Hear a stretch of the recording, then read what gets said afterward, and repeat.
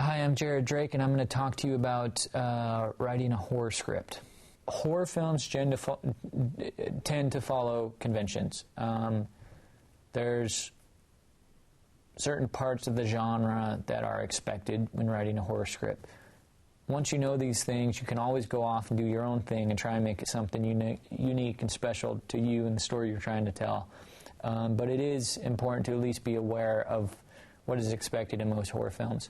Step one is you got to have a hook, meaning start it off with a bang. Have a scene where something crazy, totally suspenseful, something massive happens right off the bat, the opening scene, just to get people hooked and set the tone for what's to come.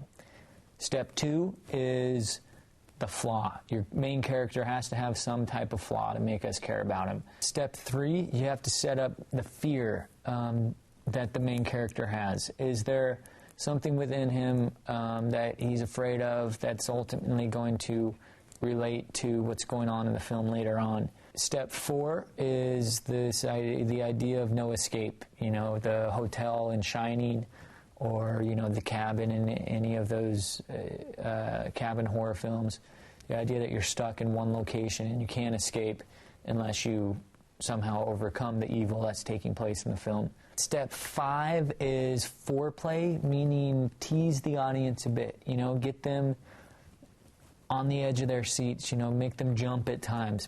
Step six is the evil attacks step, meaning take your evil element, whatever it is, and show just how evil it is. Show how it eats little babies or is completely merciless. Make that thing as evil and as unsympathetic as you possibly can. Step seven is the investigation. That's where your main character,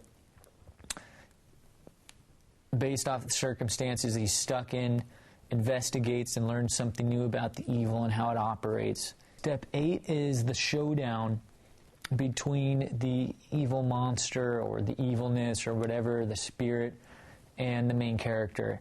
And that's where the main character has to not only come the evil that's in the movie, but also his fear. And so step nine is the aftermath, which, you know, is the main character. Everything's back to normal, how it was in the beginning.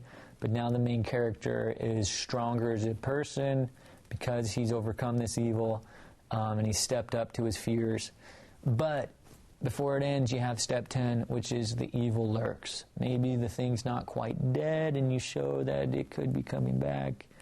Or maybe the thing actually had a baby right as it was killed and nobody saw it except for us, the viewer. So we know that, hey, there could be a sequel to this sucker and it's not over yet.